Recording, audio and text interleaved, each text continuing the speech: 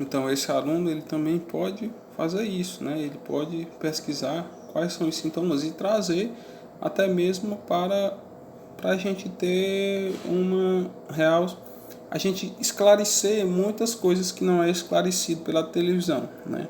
Tem muita mídia, muita coisa que a gente também não pode se deixar levar. A gente tem que procurar a fonte para saber se realmente é verdade ou não. Bom, um próximo assunto que a gente pode estar dando uma olhada é como é transmitido, né? Então, ainda pelo site, a transmissão acontece de uma pessoa doente para outra ou por contato próximo por meio de toque do aperto de mão, gotícula de saliva, espirro, tosse, catarro, objetos ou superfícies contaminadas como celulares, mesas, talheres e etc. Tá? Então, dentro de todos esses meios de transmissão, você já abre um leque para novas discussões, tá? Como, por exemplo, o toque do aperto de mão contaminado. Você pode ter uma visão diferente, você pode... a gente pode explicar como seria uma nova maneira de cumprimentar uma pessoa sem ser grosseiro, né? Em relação às gotículas de saliva, a gente já poderia ter uma discussão física, né? Já que quando você espirra, tá? Já que ou espirra ou quando você a saliva sai, você tem um movimento parabólico.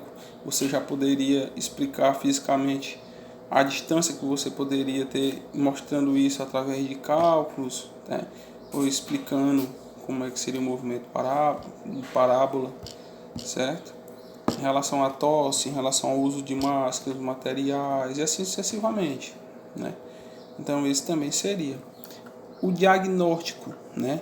Muita gente tem dúvida. Então, ele pode ser realizado a partir dos seguintes critérios, tá? O diagnóstico clínico é realizado pelo médico atendente, que deve avaliar a possibilidade da doença, principalmente em pacientes com as associações de seguintes sinais e sintomas, como febre, que pode estar presente no momento do exame clínico, ou pelo paciente tem o teste de febre, né? Aí em muitos lugares, eu gosto de academias, então toda vez que eu vou entrar na academia, a moça coloca aqui o medidor no meu pulso para saber se estou com febre ou não. Outros sintomas consistentes, incluindo mialgias, distúrbios gastrointestinais, como diarreia, náusea e vômito, perda ou diminuição do olfato ou perda ou diminuição do paladar. Olha só, em crianças, além dos itens anteriores, considere-se também a obstrução nasal, entupição do nariz, a desidratação e a falta de apetite, inapetência na ausência de outro diagnóstico específico. Em idosos já é de outra maneira, esses e mais outros, né? E assim sucessivamente. A gente também tem o diagnóstico clínico epidemiológico, que é realizado pelo médico atendente, no qual considera-se caso de paciente com associação dos sinais, sintomas supracitados, e assim vai. Também tem o diagnóstico clínico de imagem, caso de sintomas respiratórios, mais febre ou CRAG ou óbito por CRAG que não foi possível confirmar ou descartar por critério laboratorial. Diagnóstico laboratorial com o paciente apresenta sintomas respiratórios, mais febre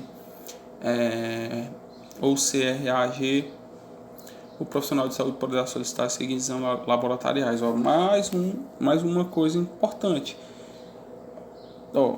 Os exames de biologia molecular, RT-PCR, imunológico, né, que detecta a partir do 8º dia, ensaio imunoenzimático, imunocromatografia, que é o teste rápido, né, imunoensaio por eletroquimioluminescência, o nome é grande, né? A sigla é ECLIA, ECLIA. Pesquisas de antígenos resultantes dos reagentes para SARS-CoV-2 pelo método imunocromatografia para detecção, né, desse vírus.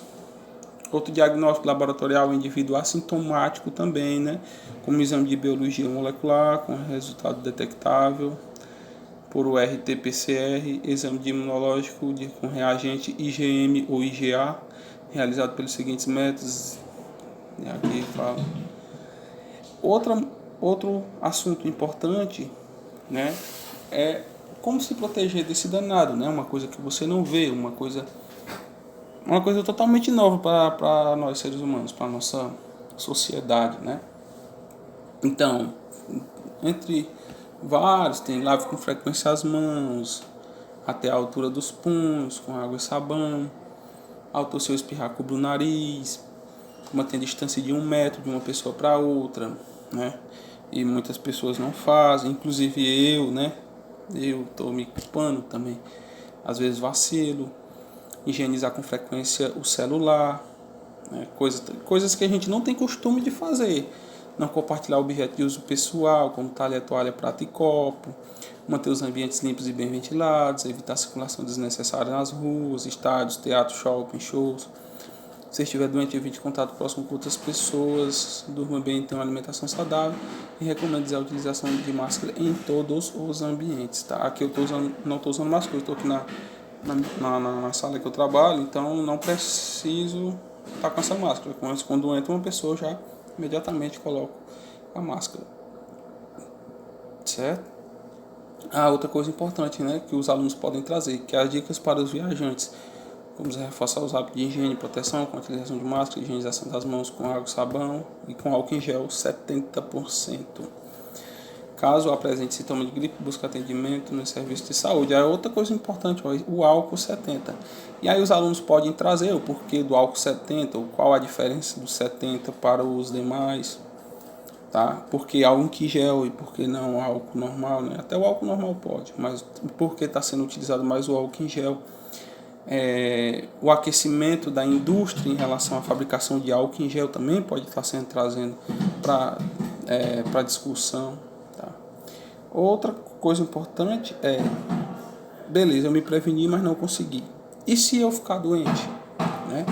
Então, se a gente ficar doente com sintomas do Covid-19 ou compatíveis, evitar contato físico com outras pessoas, incluindo os familiares, idosos doentes crônicos como eu, procurar imediatamente os postos de triagem na unidade básica de saúde, UPAs ou outras unidades de saúde. Após encaminhamento, consulte-se com um médico. Se for diagnosticado, receber as orientações, utilizar a máscara o tempo todo. Se for preciso cozinhar, use a máscara de proteção cobrindo a boca e nariz todo o tempo. Depois de usar o banheiro, nunca deixe de lavar as mãos com água e sabão, sempre limpar o vaso, mantendo a tampa fechada. Separar toalhas, evitar compartilhar sofás e cadeiras e realizar limpeza.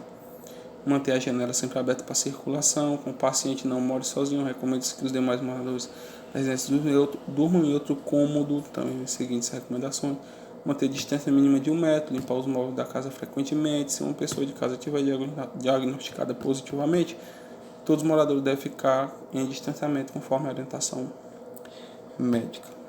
Né? Outra coisa que os alunos podem trazer em relação ao serviço de saúde, tá? Procurar o serviço de saúde, no caso, lista de hospitais que prestam atendimento em seu estado ou município, lista de postos de saúde que prestam atendimento em seu estado ou município, laboratórios públicos e referentes de testagem para coronavírus, tá?